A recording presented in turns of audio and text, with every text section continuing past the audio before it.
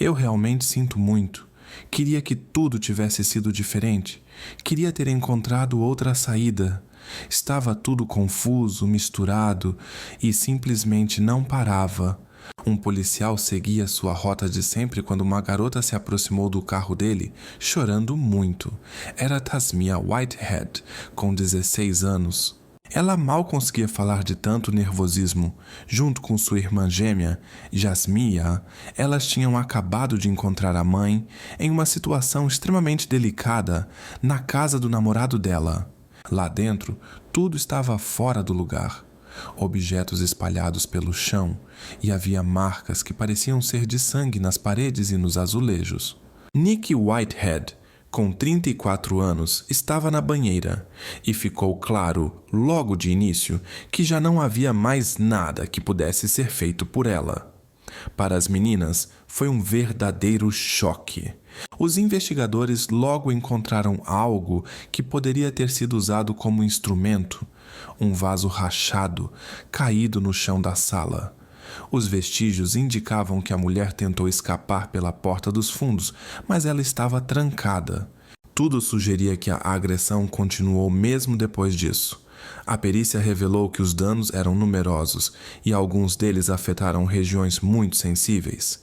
Após tudo o que aconteceu, a mulher foi levada para o banheiro. Ficava evidente que alguém tentou arrumar a cena e apagar os rastros, mas o que havia ocorrido não dava para esconder. Eram evidências demais, marcas demais. No armário próximo ao banheiro, faltavam algumas toalhas. Curiosamente, nada parecia ter sido levado da casa. Também não havia sinais de arrombamento. Isso fez os investigadores pensarem que quem fez aquilo conhecia Nick pessoalmente. O tenente Chris Moon disse que esse foi o local mais difícil que ele já viu durante todo o tempo em que trabalha. A princípio, a polícia queria conversar apenas com uma pessoa, Robert Head, com quem Nick conviveu por muito tempo. Talvez tenha sido um impulso, uma briga que saiu do controle. Mas as gêmeas garantiram que Robert estava viajando. Ele tinha saído para uma viagem de trabalho no dia anterior. Em compensação, elas mencionaram outro homem. A mãe delas estava saindo com alguém chamado Joe. Segundo as meninas, elas ouviram os dois discutindo ao telefone durante a noite. Os investigadores encontraram Joe rapidamente e conversaram com ele. Ele parecia realmente abatido e disse que não conseguia imaginar quem teria sido capaz de fazer algo assim com Nick. Ao ser questionado sobre a conversa da noite anterior, ele confirmou: sim, houve uma discussão, mas, segundo ele, foi Nick quem começou o conflito. A polícia acreditou na versão dele, não havia motivo para detê-lo, e a investigação voltou a um ponto morto. Já eram cerca de 10 da manhã, no dia 14 de janeiro. Para entender o que havia acontecido nos dias anteriores à tragédia, os oficiais decidiram conversar melhor com as únicas pessoas que talvez soubessem mais, Jasmia e Tasmia. As garotas foram levadas até o departamento de polícia de Conyers. Elas estavam em estado de choque, tentando se manter firmes, claramente ainda abaladas com tudo o que tinham presenciado. Quando Tasmia entrou no carro da polícia, começou a morder o próprio braço. Disse que era um hábito nervoso. Era assim que ela lidava com o estresse. Pouco depois, a conversa começou. Naquele momento, eu ainda não entendia direito o que tinha visto. Umas manchas estranhas. Elas estavam no chão, na cama e até no banheiro. Principalmente no banheiro. Ela já tinha mencionado que fez algo que machucou e que gostaria que tudo tivesse sido diferente. Meninas, pedimos que vocês fiquem um pouco afastadas, disse um dos agentes. Vou explicar o motivo. Vocês estavam próximas do local onde tudo aconteceu. Taz, senta com elas por um instante, que eu vou conversar com sua irmã. Por que estão nos separando? Porque precisamos ouvir cada uma individualmente. Não é porque estamos desconfiando de algo, é só para facilitar o entendimento. Os braços e os pulsos, começou alguém, mas a frase ficou no ar. A gente não fez nada de errado. murmurou uma das irmãs. Por que não disseram isso desde o início? Perguntou o policial. Quem foi que falou isso? Questionou a outra. A gente só estava falando sobre como fomos interrogadas e que nem todas estavam envolvidas em alguma coisa. Os investigadores evitaram chamar atenção para as marcas estranhas nas meninas, arranhões, marcas de mordida, e não tiraram conclusões precipitadas. Mas já dava para notar que havia contradições no que contavam. Um dos detetives, Swift, perguntou se elas queriam alguma coisa e, de repente, pediram para assistir a um episódio de CSI. A essa altura, os agentes já estavam começando a desconfiar. Apesar de as irmãs admitirem que a relação com a mãe era difícil, isso ainda não explicava exatamente o que tinha acontecido. A polícia aguardava os laudos da casa. Por enquanto, a única decisão foi deixá-las novamente sob os cuidados da bisavó, dela. Mais tarde, os agentes conversaram com amigas da Nick, a mãe das meninas, e receberam uma versão bem diferente da história. Descobriram que os conflitos entre Nick e as filhas iam muito além de simples desentendimentos e chegavam a momentos bastante tensos e preocupantes. A história começava a ganhar contornos mais sombrios. Mesmo assim, Tasmia e Jasmia Whitehead sempre foram consideradas alunas exemplares, notas altas, envolvidas em atividades e comportadas. Elas faziam dança, tocavam instrumentos, praticavam esportes e sonhavam em entrar em Harvard. Mas por trás da aparência de sucesso havia uma realidade complicada. A mãe delas, Nick, nasceu quando sua própria mãe estava presa por causa de substâncias proibidas. Nick saiu de casa aos 16, depois de anos difíceis. Acabou engravidando enquanto vivia na rua. O pai das meninas não quis fazer parte da vida delas. Quando Nick completou 18, deu à luz e foi morar com a avó, Della Fraser. Desde o início, a relação entre Nick e as filhas era cheia de tensões. Na prática, quem criou mesmo as meninas foi a bisavó. Embora Nick tentasse mudar de vida e ser uma mãe mais presente, Della achava que ela ainda era muito instável. Nick aparecia e sumia, muitas vezes preferindo festas e bebida ao tempo com as filhas. Conforme Jasmine e Tasmia cresciam, ficava cada vez mais difícil aceitar que a mãe tentava impor regras. Aquilo soava falso para elas. Em 2007, Nick conheceu Robert Head, que tinha 55 anos. A conexão entre eles foi imediata, e ele passou a ser um ponto de apoio tanto para ela quanto para as gêmeas. Logo, ele as convidou para morar com ele.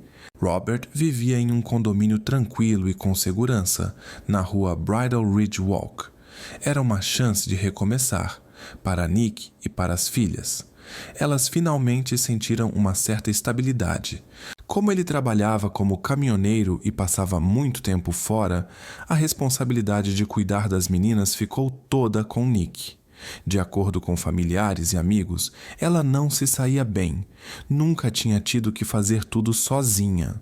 As adolescentes desobedeciam com frequência e os conflitos em casa eram constantes.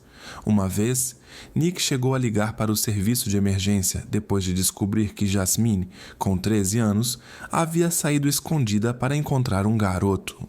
Ficava claro que Nick estava perdendo o controle da situação. Quando entrou com um pedido de guarda total, ficou evidente que o clima em casa era de tensão. Os confrontos aumentaram e os serviços sociais começaram a se envolver. As meninas passaram por várias audiências na vara da infância. Um dos episódios foi especialmente tenso. Em certa noite, Nick ligou apavorada para uma amiga. Ela se trancou no banheiro dizendo que as filhas tinham tentado atacá-la. Quando a polícia chegou, Nick mostrou arranhões e marcas que indicavam um confronto recente. Jasmine também tinha escoriações e alegou que quem havia começado tudo foi a mãe. Depois disso, em 2008, a guarda voltou novamente para Della. No dia 5 de janeiro de 2010, as gêmeas, com 16 anos, retornaram para a casa da mãe. Não gostaram da decisão, mas o tribunal determinou um período de teste de 2 semanas. Infelizmente, apenas 8 dias depois, Nick já não estava mais entre nós. 4 meses se passaram. Aparentemente, tudo estava calmo. As garotas voltaram à escola, estudavam, mantinham a rotina. Mas, em maio de 2010, os resultados de uma perícia do local dos fatos foram divulgados. E eles confirmaram o que os investigadores já desconfiavam. As marcas de mordida encontradas nas irmãs coincidiam com o molde dentário de Nick. Descobriu-se que Jasmine propositalmente fazia marcas novas no próprio corpo, tentando esconder outras que poderiam revelar uma verdade desconfortável para a polícia. Um vaso, que os investigadores acreditavam ter sido usado durante o confronto, estava com vestígios da mesma substância das 2 irmãs. Também encontraram um par de botas com manchas semelhantes. Elas estavam cuidadosamente guardadas em uma caixa escondida dentro do armário. Pacote de toalhas que antes ficava no armário de roupas limpas acabou sendo encontrado depois, dentro da máquina de lavar. Estavam manchadas de uma forma que era impossível ignorar. Fica claro que alguém aleatório jamais se preocuparia com esse tipo de detalhe. Quando todas as pistas finalmente se encaixaram em uma única linha, isso aconteceu no dia 21 de maio, o último dia de aula, a polícia decidiu agir e levou Tasmiyah e Jasmiyah sob custódia. Até pouco tempo atrás, elas eram vistas como envolvidas de forma passiva, mas agora estavam no centro das atenções. Assim que entraram no carro da polícia, começaram a protestar em voz alta, usando palavras fortes, dizendo que não tinham feito nada de errado. Os advogados de defesa apresentaram uma teoria. Por serem gêmeas idênticas, não era possível determinar de quem era o material genético encontrado. Mas a acusação rebateu dizendo que isso pouco importava. Todas as evidências apontavam que elas agiram juntas. Segundo a promotoria, tudo começou de manhã cedo, por volta das 7, quando a mãe as chamou para irem à escola. Mais tarde, câmeras registraram as 2 passando perto de um posto de gasolina e, por volta das 10 horas da manhã, foram vistas entrando no colégio. Chegaram juntas e atrasadas, o que reforçava a ideia de uma ação planejada. Combinado com os indícios encontrados no apartamento e os relatos de testemunhas que confirmavam conflitos frequentes na casa, isso bastou para que o júri ficasse do lado da acusação. No dia 12 de julho, as 2 foram formalmente acusadas. Declararam que não se consideravam culpadas. Em 2012, enquanto o caso ainda não tinha ido a julgamento, os advogados tentaram reduzir a gravidade da acusação. Alegaram que a mãe também tinha sua parcela de responsabilidade no ocorrido. Os advogados ressaltaram o estilo de vida difícil que ela levava, hábitos prejudiciais, sumiços durante a noite e total desatenção com as filhas. Segundo eles, chegou um momento em que as meninas não aguentaram mais, e tudo culminou naquele dia de janeiro de 2010. Com base nisso, a defesa sugeriu uma reclassificação da acusação para algo mais brando, mas os investigadores e promotores insistiram. Queriam ouvir a versão completa diretamente das meninas antes de qualquer acordo. Cada uma foi interrogada separadamente e começaram a descrever uma cena perturbadora. Contaram que, na noite anterior, a mãe chegou em casa em um estado complicado e começou a falar com agressividade. Isso durou até o amanhecer. Quando desceram para a cozinha, a situação saiu de controle. Eu tirei a panela dela, contou uma das irmãs. Ela tinha pegado alguma coisa e eu pedi para ela parar. Mas ela não parou. Queria comandar tudo. Aí eu peguei a panela e bati nela. Ela me batia no peito. Eu sou pequena e quando ela me segurou, doeu. Eu tentei empurrar. Devo ter batido com o punho, talvez. Eu acho que foi o papai, disse a outra. Foi ele quem fez isso.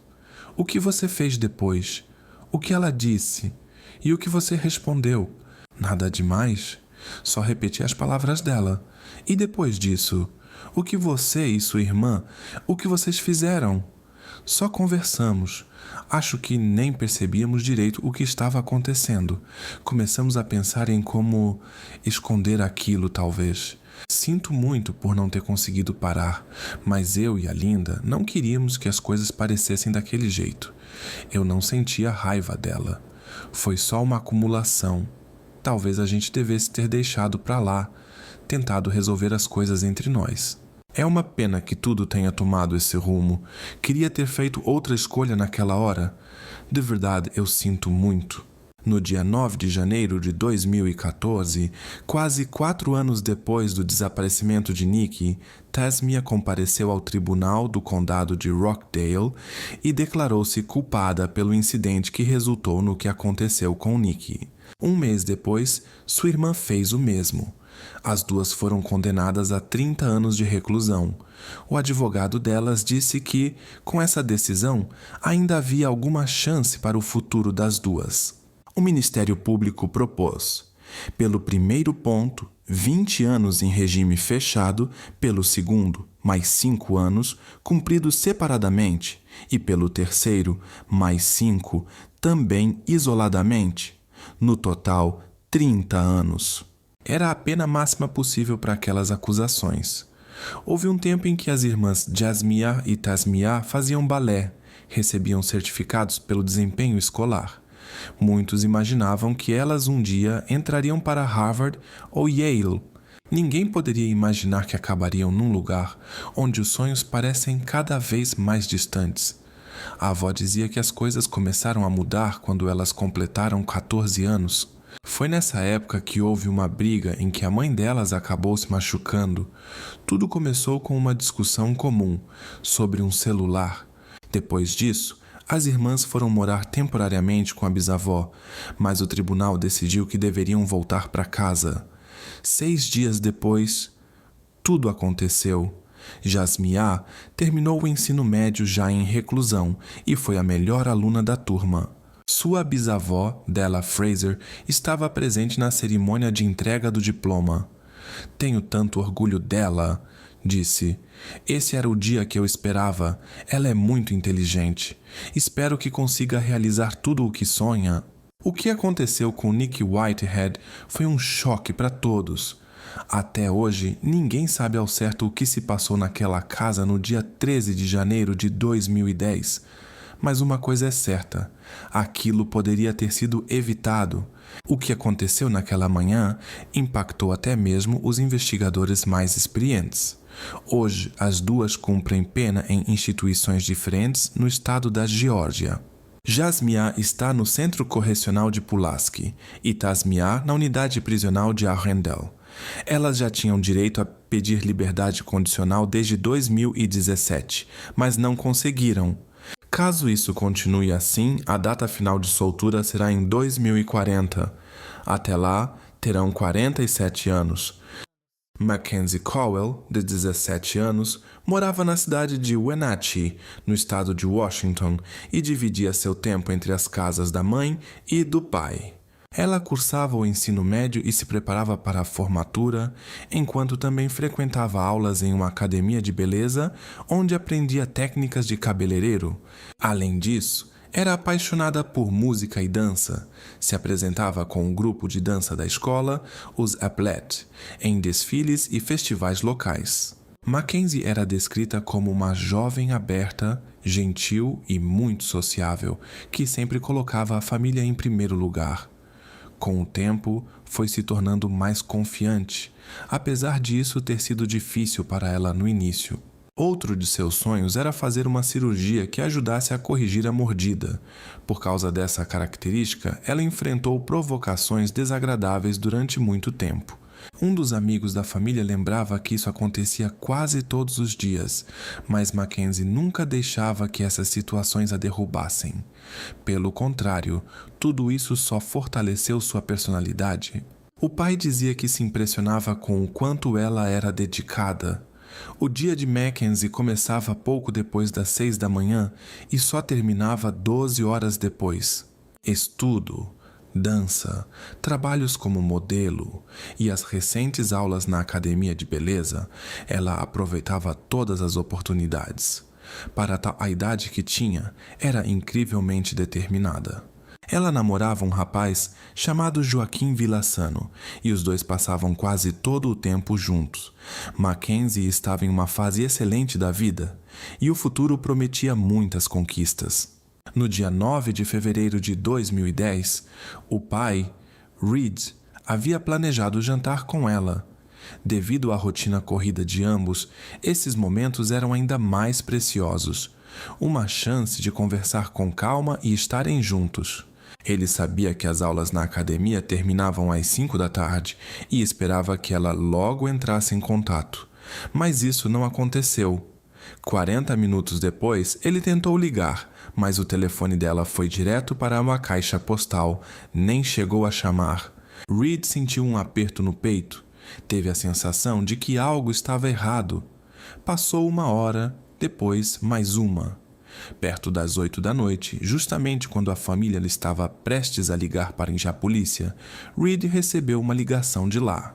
O carro antigo da família, que Mackenzie vinha usando ultimamente, havia sido encontrado na região de Pitcher Canyon. Esse lugar ficava longe da academia.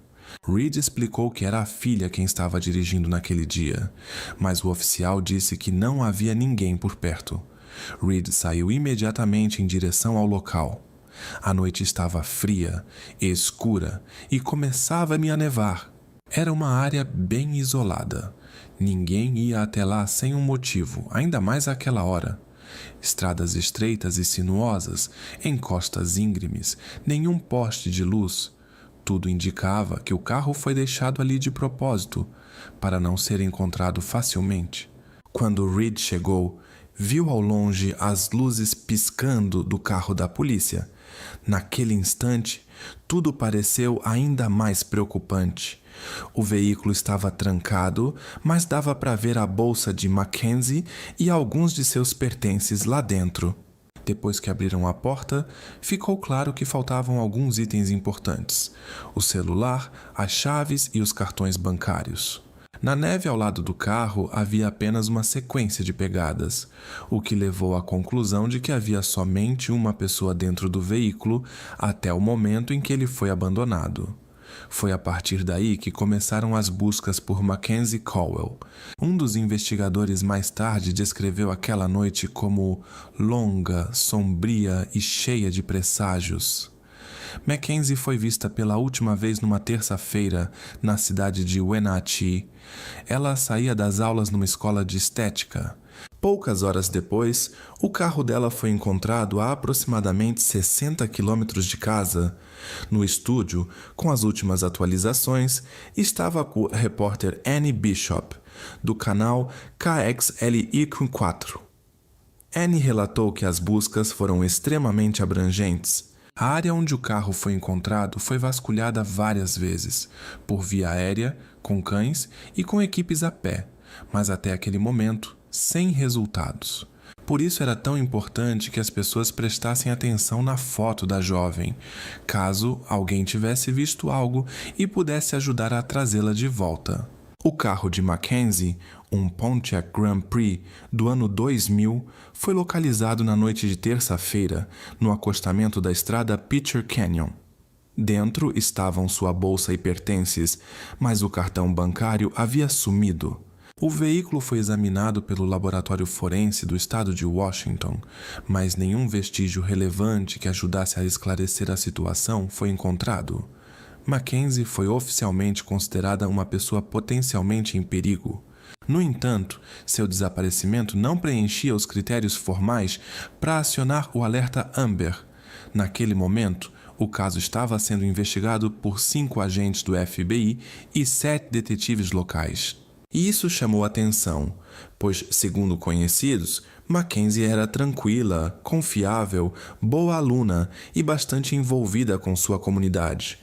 Na cidade de Wenatchee, casos assim com jovens são extremamente raros. Mackenzie tem 1,73 m de altura, pesa cerca de 50 quilos, olhos castanhos e cabelos castanhos também. Ela usava aparelho dentário e tinha os 2 lóbulos das orelhas furados. Qualquer pessoa com informações era incentivada a ligar para a linha direta. 509-667-6848. Também foi divulgado que um especialista em perfis psicológicos viria de Washington, Distrito de Colômbia, para traçar um retrato tanto da jovem quanto, possivelmente, da pessoa que poderia estar envolvida em seu desaparecimento.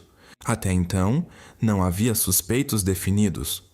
Os investigadores retornaram à academia de estética onde Mackenzie estudava.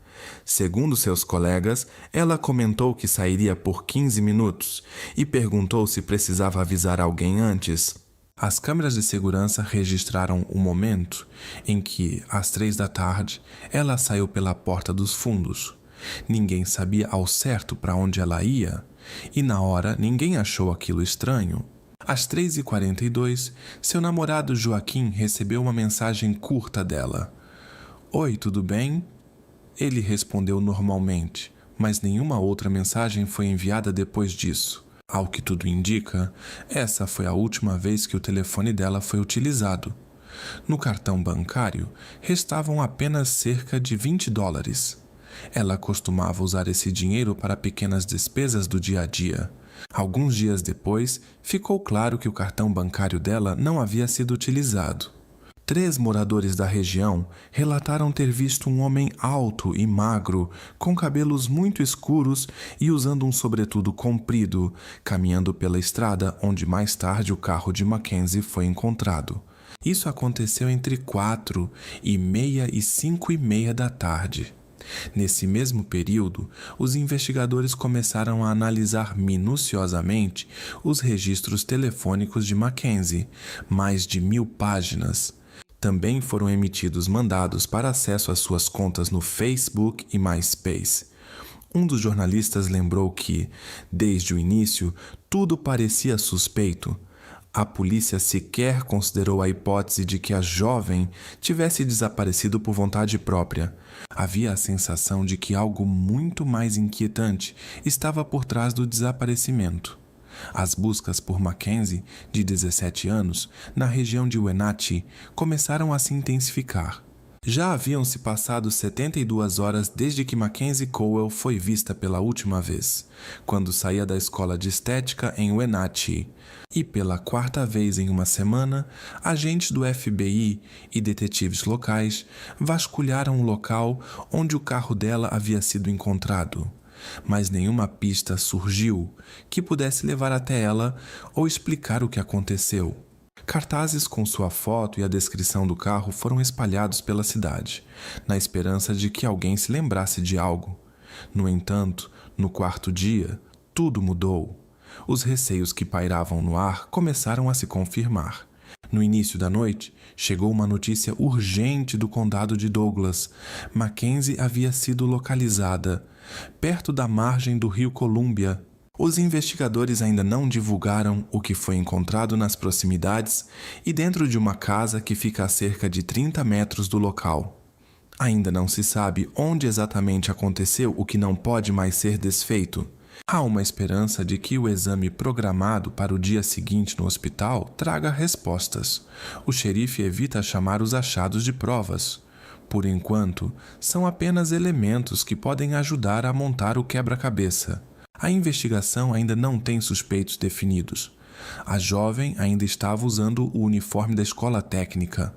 Não havia indícios de uso de substâncias e, segundo os primeiros levantamentos, ela não teria sido submetida a qualquer tipo de coerção. Mas foram encontrados indícios de que ela foi tratada com extrema crueldade. Próximo dali, havia um estilete com lâmina serrilhada e pedaços de fita adesiva. Hoje, mergulhadores voltaram a vasculhar o trecho do rio nas proximidades do local. Toda a área do Resort Crescent Bar foi investigada, nenhum suspeito.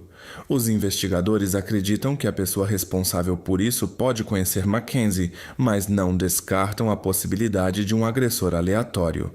Assim que se soube que ela havia sido encontrada, os rumores se espalharam rapidamente entre os alunos do ensino médio de Wenatchee. Muitos oravam para que o culpado fosse identificado o quanto antes.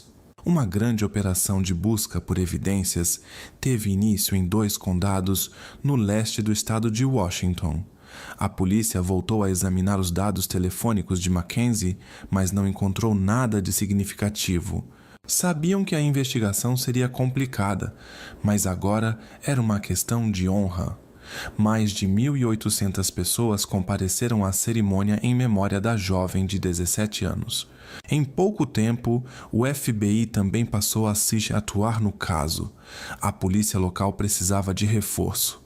As autoridades criaram uma força-tarefa especial para o caso de Mackenzie Cowell, envolvendo todos os recursos disponíveis de diferentes partes do condado.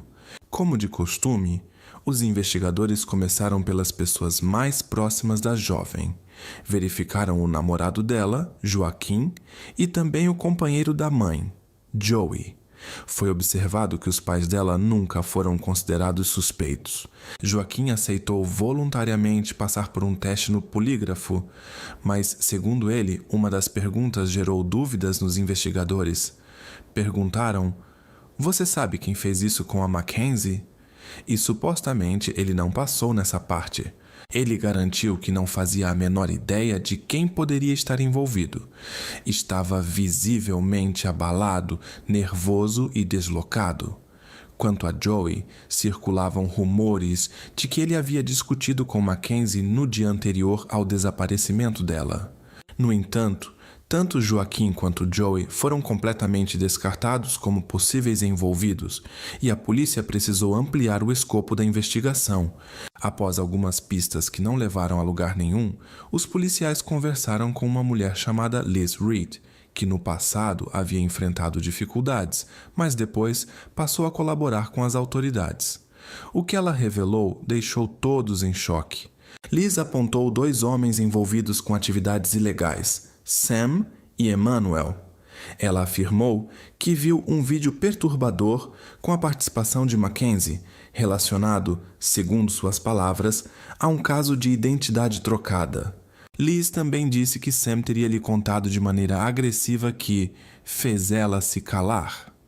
Além disso, descreveu um objeto usado na ocasião, antes mesmo que essa informação se tornasse pública. Ela entregou aos investigadores um anel que, segundo ela, pertencia a Mackenzie. De acordo com Liz, Emmanuel a enviou até o local onde tudo aconteceu para pegar o anel. Esse lugar não coincidia com onde Mackenzie foi encontrada depois. No entanto, nenhuma das pessoas próximas a ela reconheceu o anel, e mesmo com uma investigação rigorosa sobre os nomes citados por Liz, os dados telefônicos e os registros de trabalho confirmaram que eles não tinham envolvimento. Emmanuel afirmou que há tempos tenta recomeçar a vida e cuida sozinho do seu filho pequeno, e que acusações como essas abalaram profundamente sua rotina. O vídeo mencionado por Liz foi procurado pela polícia por muito tempo, mas nunca houve qualquer confirmação de sua existência. Como resultado, surgiram dúvidas sobre a veracidade das declarações dela. Mais tarde, Liz retirou o que havia dito, embora continuasse insistindo que viu aquela gravação. Ela justificou a mudança dizendo que teve medo de também ser acusada, mesmo que, segundo ela, ninguém da polícia tenha dito algo nesse sentido. Passaram-se 7 meses e, nesse período, os investigadores seguiram centenas de pistas e conversaram com mais de 800 pessoas. A apuração avançava lentamente, porém com muito cuidado. Um dos membros da equipe disse confiar totalmente no grupo e acreditava que eles não parariam até chegar à verdade. Tarde da noite, uma reportagem foi ao ar nas notícias locais. A mãe de Mackenzie decidiu falar publicamente sobre o ocorrido pela primeira vez. A cidade vivia em clima de tensão há mais de 3 meses, com um sentimento de perda e impotência constante. Os moradores não conseguiam esquecer Mackenzie e sua mãe, muito menos. Eu tenho certeza de que alguém sabe quem fez isso. Para mim e para minha família é fundamental que essa pessoa seja encontrada, disse ela. Desde o início, nos pediram para não falar sobre o que estava acontecendo. Não queríamos atrapalhar a investigação. Afinal, não há nada mais angustiante do que perder alguém querido e não saber quem esteve por trás disso. Agora, passado um tempo, a polícia declarou oficialmente: ninguém da família Cowell é considerado suspeito. Foi também nesse momento que os investigadores procuraram a mãe de Mackenzie com um pedido: dar uma entrevista a KIRO 7. Eles esperam que suas palavras incentivem alguém a fazer uma ligação. Mesmo que pareça algo pequeno, pode ser justamente isso o que falta. A polícia tem muitas evidências, mas ainda não encontrou aquela peça-chave. Já foram recebidas cerca de 750 ligações, centenas de testemunhas foram ouvidas, dezenas de amostras de DNA foram coletadas, mas tudo isso, por enquanto, não levou a uma conclusão. Existe a esperança de que a entrevista de hoje traga um novo avanço. Precisamos manter viva a memória de quem ela foi e de quem poderia ter se tornado. Nunca vou saber como ela cresceria, não serei avó. Os irmãos dela não terão a chance de serem tios. Por isso é tão importante ligar para a linha direta. Algum tempo depois, os policiais receberam uma carta de Theo Keyes. Ele estava preso e resolveu contar algo que, segundo ele, poderia esclarecer tudo isso. Ele mencionou o nome de uma pessoa que merecia atenção. Um antigo conhecido seu, Christopher Wilson, de 29 anos. Segundo Theo, certa vez durante uma festa, Christopher de repente começou a apertar o pescoço de uma colega deles. Depois, simplesmente a soltou e agiu como se nada tivesse acontecido. Theo também sabia que Christopher estudava na mesma instituição que Mackenzie e morava a poucos quarteirões da escola. Outros conhecidos de Christopher o descreviam como alguém meio esquisito, mas aparentemente educado e quieto. Porém, quanto mais descobriam sobre ele, mais ele chamava a atenção. Tinha um interesse sombrio, gostava de assuntos relacionados a perdas irreversíveis e admirava figuras que cometeram atos perturbadores. Tinha tatuado Hannibal Lecter no corpo e demonstrava admiração por personagens como Dexter. Christopher já havia trabalhado em algumas funerárias. Uma estudante contou que ele dizia gostar de mexer nas pessoas durante o expediente. Outra disse que ele chegou a contar que já usou um cinto com um hóspede de hotel. A mãe de Christopher dizia que ser diferente não significa ser ruim. Seu melhor amigo dizia algo parecido. Sim, ele não era perfeito, mas era uma pessoa gentil e generosa. Entre os moradores da região, ele realmente chamava a atenção. Cabelos pretos e longos, tatuagens incomuns, um estilo estranho de se vestir. Mas a aparência não é tudo. 3 testemunhas descreveram um homem magro visto perto do local, e a descrição batia bastante com Christopher. No dia em que Mackenzie desapareceu, ele estava na mesma instituição de ensino. Mais que isso, saiu do prédio apenas 1 minuto e meio depois dela, pela mesma porta preta.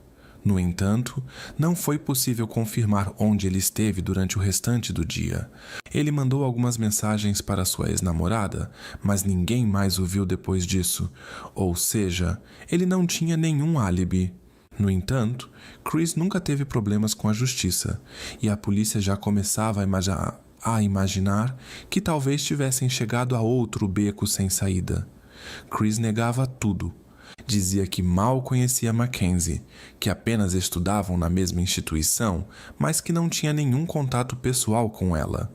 Ele mesmo se ofereceu para entregar uma amostra de DNA. Apesar dessa atitude aparentemente transparente, foi a partir desse momento que tudo começou a mudar. O DNA dele bateu com as amostras encontradas na fita adesiva perto do local onde encontraram a garota. A área era bastante isolada, e uma coincidência ali parecia muito improvável. Deram a ele a chance de se explicar. Perguntaram se já tinha estado naquela região, mas ele afirmou que nunca havia ido até lá e que não tinha nenhum motivo para isso. Então os investigadores mencionaram a coincidência com a fita adesiva. Imediatamente ele pediu um advogado, e a conversa terminou ali. Além disso, os investigadores ficaram intrigados com o fascínio exagerado que ele demonstrava pela série Dexter, cujo protagonista tem métodos bastante peculiares para lidar com outras pessoas. Havia ainda um detalhe inquietante relacionado a uma das mãos da garota. Naquele ponto, a polícia já tinha razões suficientes para deter Chris como suspeito de envolvimento. Quando lhe comunicaram isso, ele apenas olhou em silêncio. Foi preso um homem suspeito de estar relacionado ao desaparecimento de Mackenzie Cowell, de 17 anos. Ele tem 29 e estudava na mesma escola que ela. De acordo com a polícia, no dia em que a garota foi vista pela última vez, Christopher Wilson saiu da escola por volta do mesmo horário. A repórter Tori Brunetti, de Wenatchee, conta o que ajudou a destravar o caso. Durante 8 meses, os familiares e moradores locais não tinham a menor ideia de quem poderia estar envolvido. Nenhuma pista concreta, centenas de caminhos falsos. Até que, no mês passado, surgiu uma correspondência no DNA. Hoje a polícia informou que, com base nesse resultado, realizou uma detenção. Christopher Scott Wilson foi levado de seu apartamento, que fica embaixo de um salão de cabeleireiro, o mesmo que aparece logo atrás de mim. Segundo as investigações, foi justamente o DNA na fita adesiva encontrada perto de Mackenzie que permitiu a revelação. Wilson realmente estudava na mesma escola que ela, mas, de acordo com os amigos da garota, eles não tinham contato. Muitas pessoas que conheciam os dois descrevem Chris como um rapaz simpático e educado. Ele chegou a comparecer à cerimônia em homenagem a ela e consolou os familiares. Por isso, a notícia de sua prisão pegou todos de surpresa, embora tenha trazido certo alívio. A força-tarefa responsável pelo caso comenta que ainda há muito trabalho pela frente. O foco agora está em entender os motivos. De Wenatchee, Tori Brunetti, KX4, HD News. Ao mesmo tempo, continuam as buscas no antigo apartamento dele e a análise dos equipamentos eletrônicos. No carpete de um dos cômodos foi encontrada uma mancha escura. Chris disse que isso aconteceu porque ele deixou o narguilé cair com água. Mas os testes de laboratório apontaram outra coisa. Os vestígios encontrados no apartamento de Chris pertenciam a Mackenzie, e não eram poucos. Isso levou a polícia a acreditar que foi nesse local que aconteceram os eventos que resultaram no desfecho trágico. Até hoje não se sabe sobre o que Mackenzie e Chris poderiam ter conversado, se é que chegaram a trocar palavras ou como ela acabou indo parar ali. Eles não tinham histórico de conversas em redes sociais, mas o pai da jovem, Reed, estava certo de que sua filha jamais teria ido com alguém em quem não confiasse. Será que eles tinham uma relação mais próxima do que aparentava? Ou será que ela estava ali contra a sua vontade? Isso continua sendo um mistério. O caso, que já estava cercado de incertezas, ganhou um novo capítulo. A polícia de Wenatchee anunciou uma segunda prisão relacionada à investigação. Foi detida Tessa Maria Skyleman, de 22 anos, amiga de Chris. Ela foi suspeita de ter atrapalhado as investigações e ajudado a esconder possíveis evidências. No computador de Chris foram encontradas fotos em que Tessa aparece, aparentemente, na mesma parte do apartamento onde mais tarde os peritos detectaram vestígios biológicos. Tessa afirmou que não sabia exatamente onde estava sendo fotografada e que não tinha conhecimento sobre nenhuma mancha. Posteriormente, foi localizada uma gravação feita no momento em que Chris arrumava suas coisas. No vídeo, ele pergunta a Tessa se tudo parece estar limpo o suficiente. Ela responde. A câmera, nesse momento, mostra em detalhes as marcas no carpete. Chris alegou ter feito o vídeo para provar que o apartamento estava limpo e que ele poderia reaver o valor do depósito de segurança. A polícia acusou a jovem de obstruir o andamento da investigação. Também foram apreendidas fotos nas quais Tessa simula estar deitada no mesmo local do apartamento, onde depois foram encontrados vestígios que, segundo os peritos, poderiam estar ligados a Mackenzie. Além disso, 2 vídeos gravados com o celular dela mostram Tessa andando pelo apartamento e parando nos pontos que despertaram o maior interesse dos investigadores. A própria Tessa insistiu que não sabia de nada relacionado ao que teria acontecido com a jovem de Wenatchee. Mais tarde, foi liberada mediante pagamento de fiança. Apesar da prisão, nenhuma acusação formal foi apresentada contra ela. Já Chris não teve a mesma sorte. Ele foi preso com uma fiança estabelecida em $1 milhão e declarou ser inocente. Quando Christopher Wilson apareceu no tribunal do condado de Chelan, a sala estava lotada. Sua mãe não conseguiu conter as lágrimas. Ele não estava sozinho. Ao seu lado estavam amigos e pessoas que o apoiavam. "Ele é inocente", disse com firmeza uma de suas amigas, que preferiu não se identificar. "Nicholas Pirifial. Não acredito que ele seria capaz de algo assim.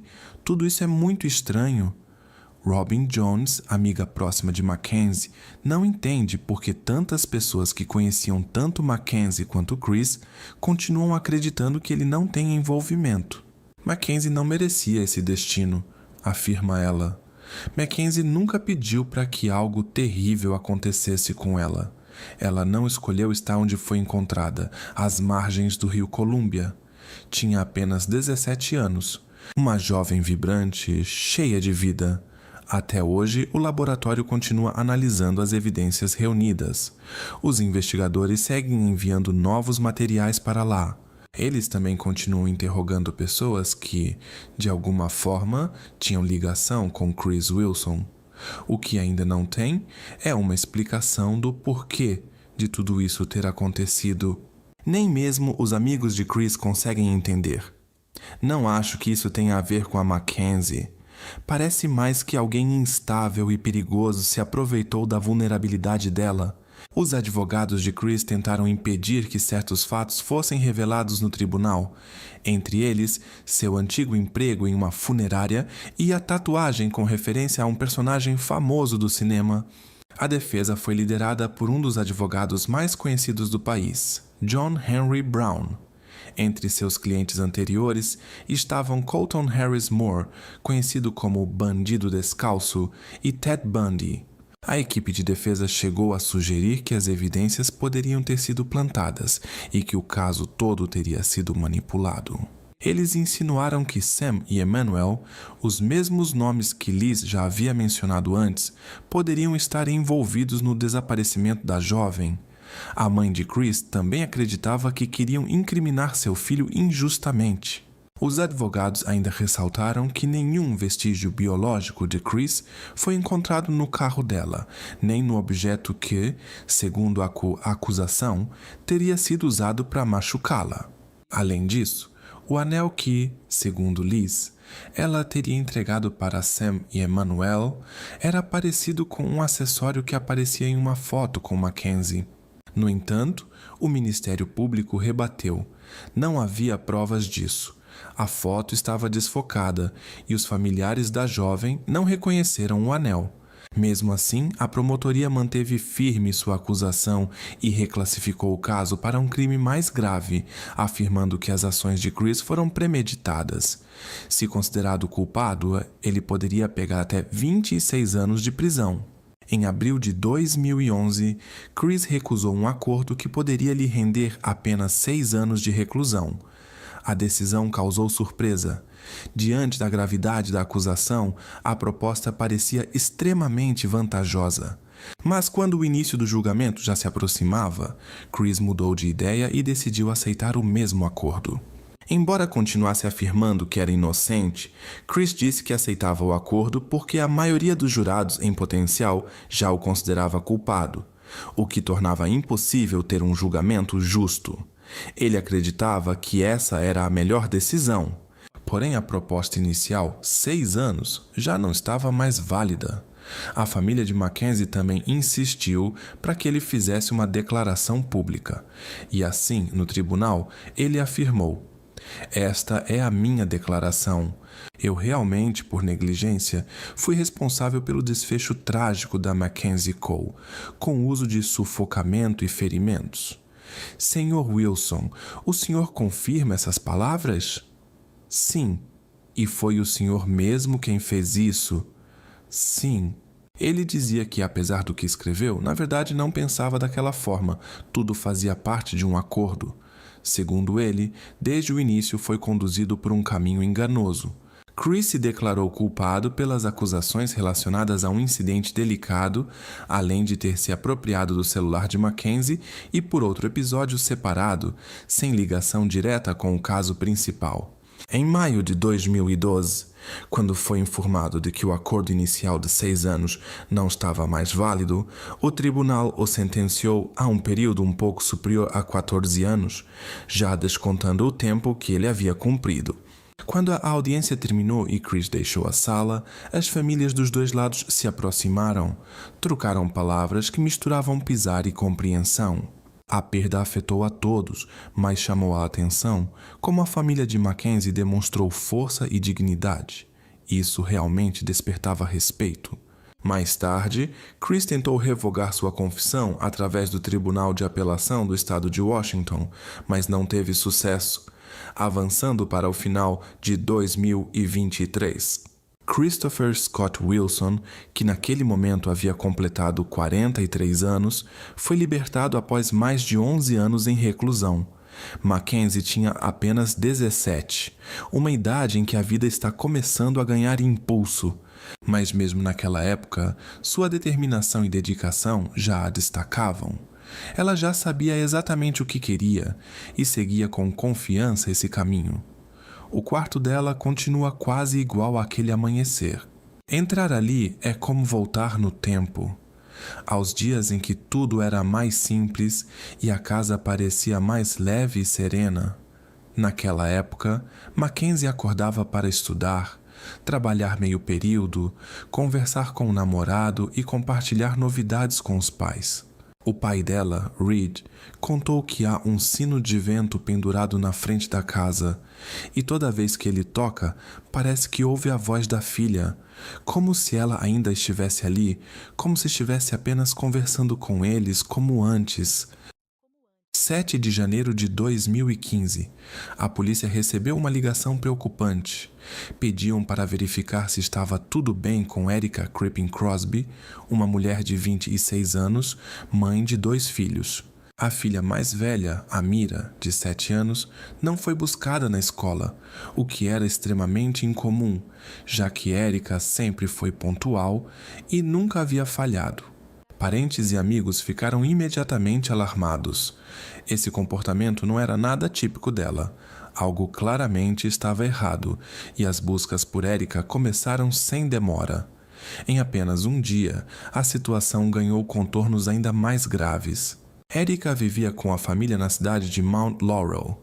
Quando tinha apenas 13 anos, perdeu a mãe e desde então foi criada por 2 tias. As 3 sempre foram muito próximas e a família era a prioridade absoluta de Erica. Ela tinha a mira de um relacionamento anterior que durou quase 10 anos e a pequena Kaylee, com apenas 3 meses, do casamento com Kyle Crosby. Familiares contavam que Kyle tratava a Mira como se fosse sua filha e do lado de fora pareciam uma família feliz. Amigos descreviam Erica como uma mulher vibrante, inteligente e com um senso de humor maravilhoso. Sempre sabia como animar o ambiente, ria de si mesma e adorava entreter os outros. Gostava de receber visitas, mas também apreciava noites tranquilas em casa com as filhas. Apesar de toda a dedicação às crianças, Erica não parava nunca. Estudava para se tornar médica e ainda trabalhava em um hospital especializado em cuidados paliativos. Era daquelas pessoas sempre em movimento, cheia de metas e disposta a alcançá-las. Ela conhecia Kyle desde a época da escola, mas só voltaram a se falar de verdade em 2012, quando ele a procurou nas redes sociais. A conexão entre eles foi imediata. Erica se encantou com a determinação dele. Quando começaram a namorar, Kyle era cheio de energia e trabalhava sem descanso, o que combinava perfeitamente com o estilo de vida dela. Ele abriu um negócio de academia e os dois passaram a frequentar juntos o local. Depois de 2 anos, se casaram e foram morar em um novo apartamento. Logo depois, Erica descobriu que estava grávida de gêmeas. O casal ficou radiante. Um dos tios dela comentou: "Só faltava a cerquinha branca e um cachorrinho. Pareciam uma família de comercial." Infelizmente, nem tudo saiu como sonhado. Uma das meninas não sobreviveu, mas Kaylee nasceu saudável, e Erica a chamava de seu milagre. Alguns meses se passaram e começaram os problemas no relacionamento. Os desentendimentos ficaram mais frequentes. Kyle passou a usar substâncias proibidas e, às vezes, simplesmente sumia. Erica fazia de tudo para consertar a situação, tentava trazê-lo de volta ao lar, mas assim que as coisas pareciam melhorar, tudo voltava a piorar. A polícia foi chamada à casa algumas vezes, os vizinhos escutavam discussões. No entanto, nunca passou disso. Erica passou muito tempo tentando ajudar seu companheiro.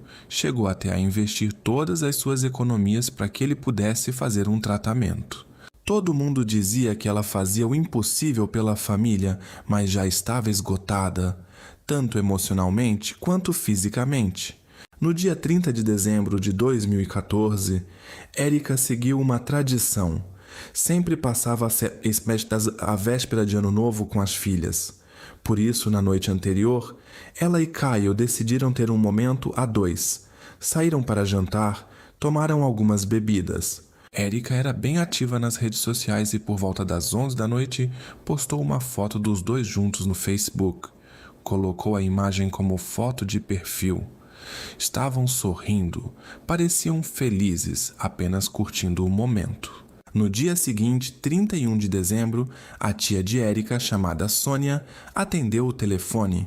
Era Kyle. Ele disse que Erica ia sair novamente e pediu que ela ficasse de olho nas crianças. Sônia estranhou. Erica sempre passava essa data em casa com a família e nenhum dos amigos dela sabia de algum plano. Mais tarde, Kyle ligou de novo dizendo que estava tudo certo, que não precisava mais de ajuda. O tempo passou, até que o tio de Erica também recebeu uma ligação dele. Dessa vez, Kyle disse que estava ficando preocupado. Afirmou que tentou ligar para Erica várias vezes, mas ela não atendia. Os parentes também começaram a mandar mensagens e fazer chamadas sem retorno. O ano novo chegou, mas Erica não mandou nenhuma mensagem ou saudação para a família. Aquilo não combinava com ela e todo mundo ficou com o coração apertado. No dia 2 de janeiro de 2015, Kyle publicou um post no Facebook perguntando se alguém poderia cuidar das meninas. E então, a família recebeu algumas mensagens do telefone de Erica. Mas ao ler, todo mundo sentiu algo estranho. Não parecia ser ela. O jeito de escrever, as palavras, era tudo diferente. As chamadas continuavam sem resposta e suas redes sociais, que antes eram atualizadas diariamente, ficaram em silêncio. Normalmente, ela compartilhava tudo. Treinos, tarefas, até os lanches da madrugada. Mas depois da publicação de 30 de dezembro, nenhum sinal. Quando um espelhinho, supostamente da filha, não foi devolvido à escola, a polícia foi chamada para verificar se estava tudo bem. Um sentimento de inquietação tomou conta de todos.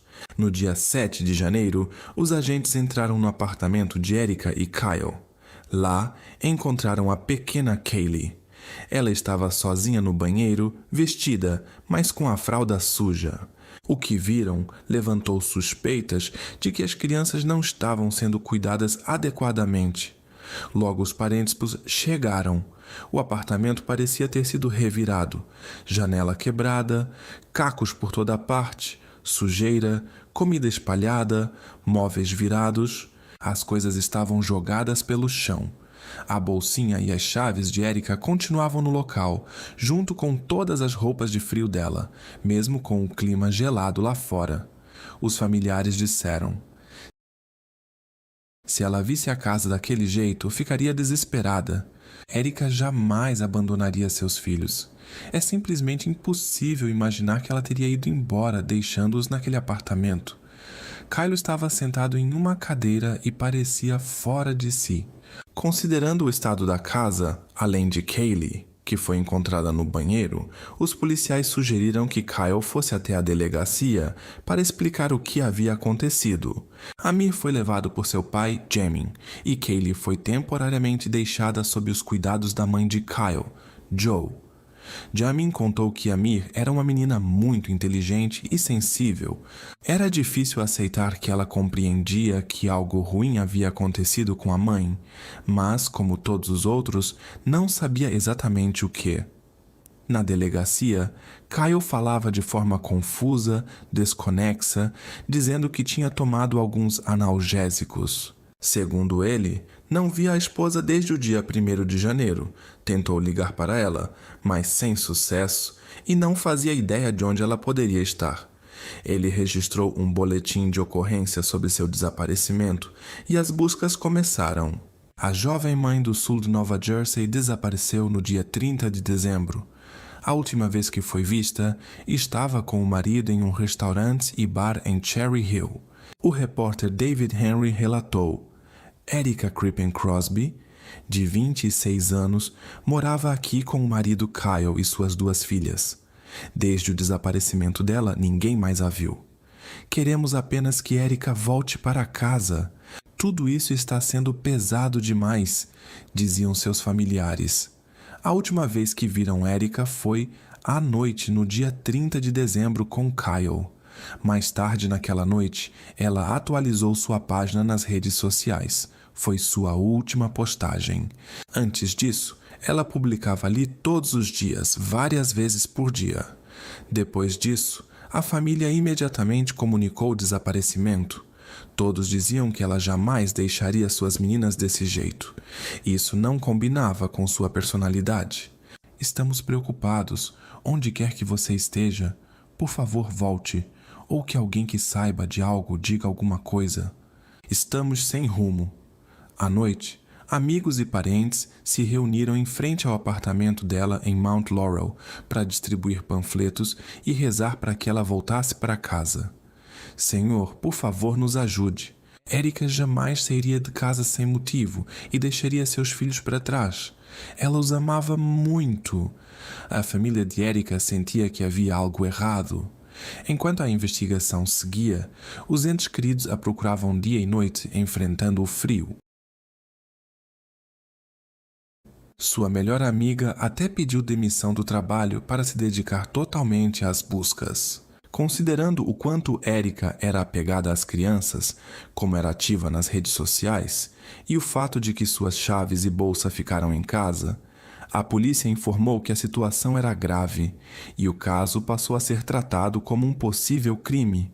Dias depois, as autoridades retornaram ao apartamento de Erica e Kyle, mas descobriram que ele havia desaparecido junto com o carro dela, um Ford Taurus. Eles entraram em contato com a mãe de Kyle, Joe, na esperança de que ela soubesse onde ele estava ou estivesse disposta a ajudar nas buscas. Talvez ele mesmo estivesse tentando encontrar alguém, ou simplesmente tivesse ido trabalhar. Joe foi bastante sincera. Ela admitiu que não falava com o filho há uma semana. Assim como Erica, ela estava realmente preocupada com o bem-estar dele, especialmente considerando tudo o que vinha acontecendo ultimamente. O empregador de Kyle também confirmou que ele não aparecia para trabalhar havia vários dias, o que não era nada comum. As autoridades informaram que estavam ativamente empenhadas em encontrá-lo. Acredita-se que Kyle possa estar usando o carro de Erica, um Ford Taurus vermelho com a porta do passageiro e o paralama cobertos de primer. Segundo os familiares dela, o carro estava estacionado bem em frente à casa, na mesma noite em que a polícia apareceu. Era visível da rua. Uma das parentes relembra: eu me aproximei do policial e disse que estava com um mau pressentimento sobre aquele carro.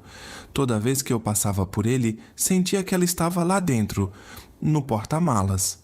Perguntei: vocês vão verificar isso? Estão esperando um mandado ou o quê? Agora o carro sumiu. A família acredita que algo grave aconteceu justamente naquela noite, quando os policiais entraram na casa. Lá dentro encontraram a jaqueta dela, a bolsa e as chaves do carro. Na pia havia luvas de borracha. A cortina do chuveiro estava arrancada. A cama sem lençóis. A casa inteira estava em estado deplorável. Ela jamais viveria nessa bagunça, disseram os parentes.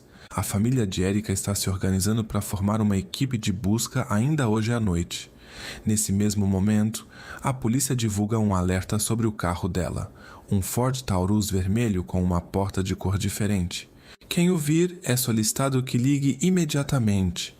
Uma das tias usou um aplicativo de rastreamento de celular para tentar descobrir a última localização de Erika. O sinal levou até um restaurante. Mas depois de revistarem as lixeiras e os arredores, perceberam que nem Erika nem o celular estavam ali. A prima, chamada Bárbara, implorou ao gerente do restaurante que mostrasse as imagens das câmeras. Infelizmente, Erika não aparecia nas gravações, mas foi possível ver Kill e duas moças, Kaylee e Amira, gravados alguns dias antes. Os vídeos foram entregues aos investigadores que já vinham observando sinais preocupantes. Ficava claro, Kyle estava escondendo alguma coisa. Desde o início, ele agia de forma estranha e se contradizia constantemente. Logo descobriram que ele tinha passado vários dias numa espécie de reclusão voluntária, com uma moça envolvida com acompanhantes e que até a levou para o apartamento onde antes vivia com Erika. Segundo fontes, ele deixou que essa moça pegasse o que quisesse entre os pertences de Erika. Vale lembrar que Erika e Kyle haviam se casado no último verão, mas os amigos e a família dela depois souberam que, naquela época, ele tinha acabado de sair de um período sob custódia. Registros judiciais confirmam que Crosby tinha um longo histórico de acusações, inclusive envolvendo substâncias proibidas e incidentes violentos. Embora a polícia ainda não tivesse provas suficientes para acusações mais sérias, conseguiram abrir um processo contra ele por colocar em risco o bem-estar de uma criança. 10 de janeiro de 2015.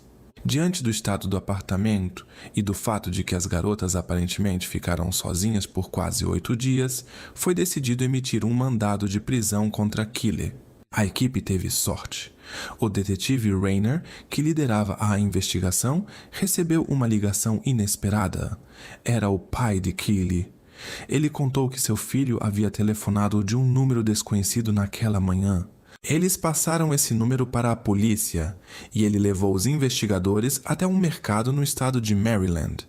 Com essa pista, foi possível rastrear o carro de Erika. A placa foi registrada por uma câmera na ponte Francis Scott Key. Keely Crosby estava cada vez mais perto. A polícia emitiu um alerta para o veículo. Pouco tempo depois, um policial que estava de folga o avistou nas estradas de Maryland. Keely estava ao volante.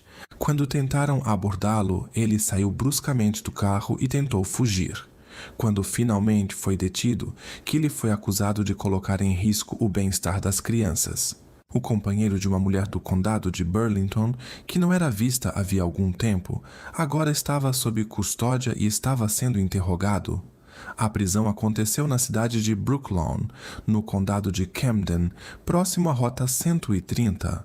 Isso ocorreu na noite anterior, após os policiais localizarem o carro da esposa dele. O jornalista Jesse Gary, do canal NBC 10, fez a cobertura direto do local, nas proximidades da delegacia de Mount Laurel. Familiares de Erika, incluindo membros da família Crosby, passaram várias horas na delegacia durante a noite, mas depois foram embora. Keely Crosby continua sob vigilância, mas até o momento, a investigação não divulgou se outras acusações foram formalmente apresentadas contra ele.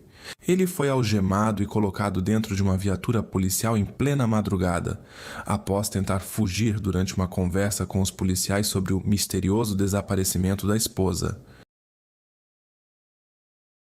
A última vez que Erika Crippen Crosby foi vista foi no final do mês anterior. Ela estava em um restaurante em Cherry Hill, junto com o marido. Mais tarde foram encontrados no apartamento dela um casaco, uma bolsa e um chaveiro.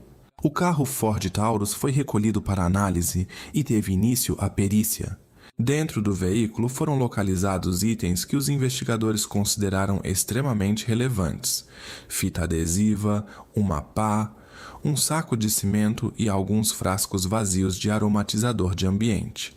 Havia indícios suficientes para acreditar que Keel poderia ser formalmente acusado por algo mais grave. Ele foi levado ao centro de detenção com fiança fixada em $1 milhão. A família de Erica se sentiu aliviada ao saber que Keel havia sido detido, mas ainda esperavam por respostas. "Fico feliz que o encontraram", disse uma das parentes. "Mas ele precisa dizer onde ela está. Só diga onde ela está. A gente precisa saber." Mas o paradeiro de Erica continuava um mistério. Nenhuma pista apontava onde ela poderia estar. Um dos achados mais importantes estava no porta-luvas do carro, o GPS. Os investigadores esperavam que, se o aparelho tivesse mantido o histórico de rotas, poderiam descobrir para onde ele havia ido. E foi o que aconteceu. A memória do dispositivo continha mais de 8.000 pontos registrados, cobrindo centenas de milhas.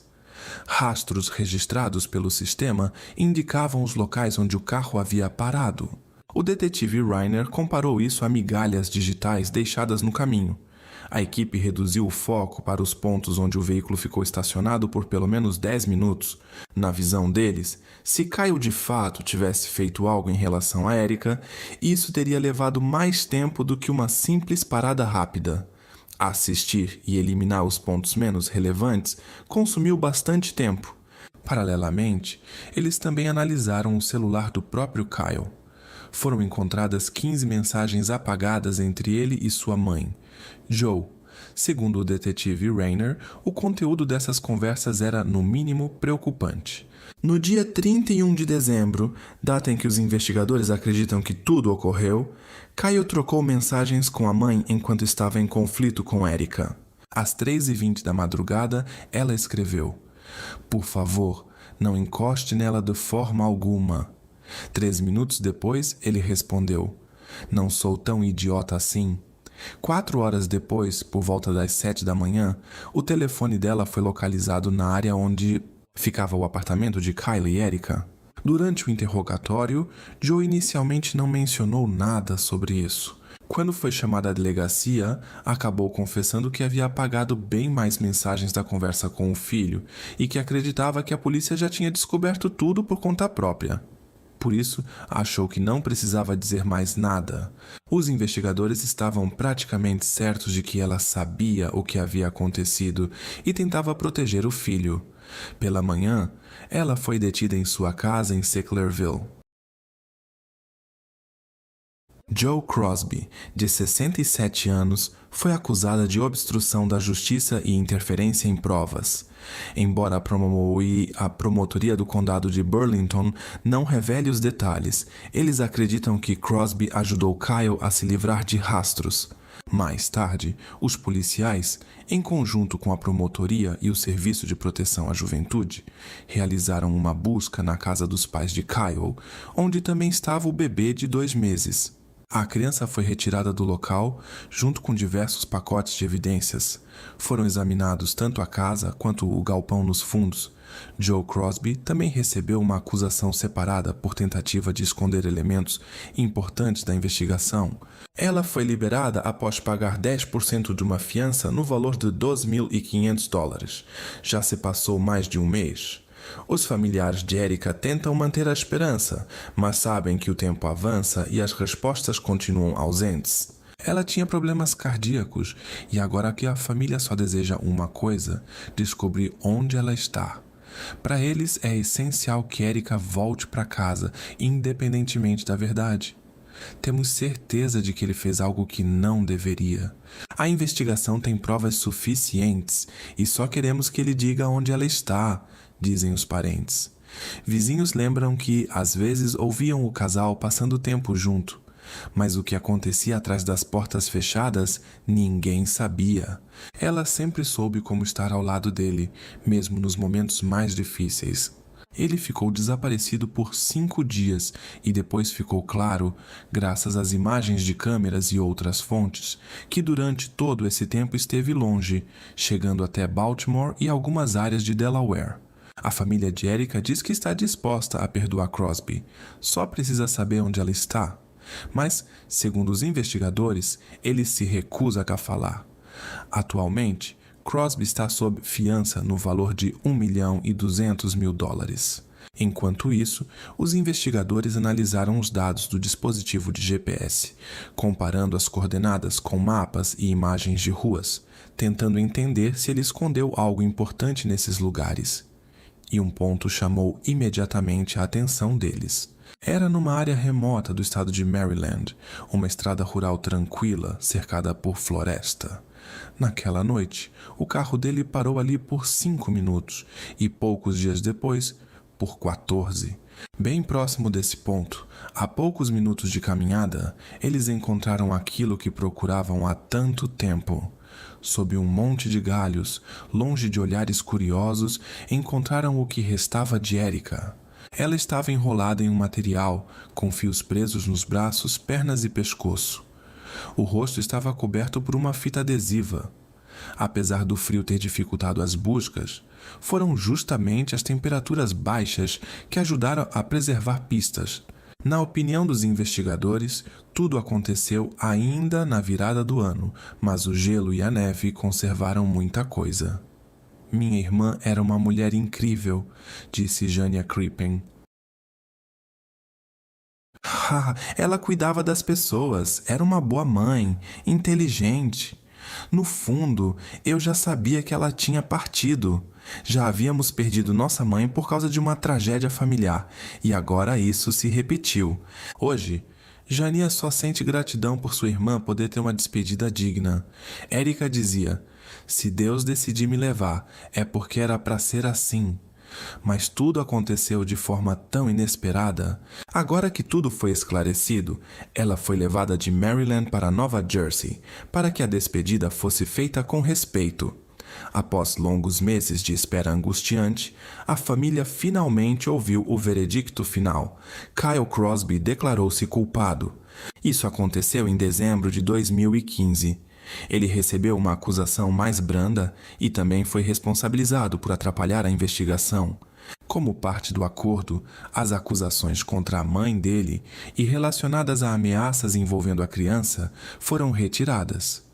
Kyle, sinceramente, você fez uma escolha que tirou Erica de nós. Você nos privou de algo insubstituível, mas eu vou criar Kaylee com o mesmo carinho e amor com que a mãe dela faria, disseram no tribunal. Crosby foi condenado a 28 anos pela acusação principal e mais 3 anos por obstrução da investigação. Ele é obrigado a cumprir pelo menos 85% da pena. O detetive Rayner confessou que gostaria de acreditar nas lágrimas dele, mas, pela impressão que teve, pareciam mais voltadas para ele mesmo do que por outra pessoa. Quando a sentença foi anunciada, a tia de Erica, Sônia, disse: agora podemos seguir em frente, apenas estar com as crianças, ajudá-las a se recuperar. Hoje ele realmente demonstrou arrependimento. Talvez ele tenha amado ela. De alguma forma, cada um de nós tem seu próprio caminho e o universo tem seu próprio plano. A gente não sabe quando vai partir, só sabe quando chega a este mundo. Tudo o que posso dizer é que sou imensamente grata pelo apoio e pelo amor da minha família. Sempre vamos guardar Erica em nossas memórias, ouvir ele falando dela com carinho, com ternura. Isso foi muito importante para a gente, afinal, a gente sabia como ela realmente era. E o que você sentiu quando ele não conseguiu segurar a emoção? Quando chorou? Olha, eu até fiquei feliz, porque esse era o verdadeiro Kyle, o que a gente lembrava. Aquele que a gente viu no tribunal durante todo esse ano. Era outra pessoa. Uma das primas da Erica disse que talvez a maior lição de tudo o que aconteceu seja aprender a ser sincero com quem a gente ama, não ter medo de se abrir, de deixar que ajudem. No começo de qualquer relação, sempre aparecem sinais. Preste atenção neles, e se sentir que é hora de ir embora, não tenha medo de ir, disse ela. Hoje a filha mais velha da Erica, a Amira, mora com o pai, Ramin. E a mais nova, Kaylee, está sendo criada pela tia Sônia e pelo tio Kanye. Sônia lembrou. A Erica me disse uma vez, Se alguma coisa acontecer comigo, não quero ser enterrada. Quero que fiquem comigo em forma de partículas, dentro de medalhões para as meninas, para que sempre sintam que eu tô por perto. A família da Erika nunca parou de procurar por ela. Foram até o fim, custasse o que custasse. Em 10 anos de trabalho, quase nunca vi parente lutando tanto por uma pessoa desaparecida, disse o detetive Rainer. Tenho um enorme respeito por eles. Jamais vou esquecer a força que mostraram. Erika era uma mãe dedicada, trabalhadora, que fazia tudo pelos filhos, pelo companheiro e pelos familiares. Ela tinha sonhos. Queria ser médica e estava determinada a alcançar essa meta. Bárbara diz que a presença da Erika ainda é sentida por todos, principalmente quando as filhas estão por perto. A Amira está cada vez mais parecida com ela, conta. Até o jeito de rir é igual. Às vezes dá pra ter a impressão de que a Erika tá aqui de novo, em casa,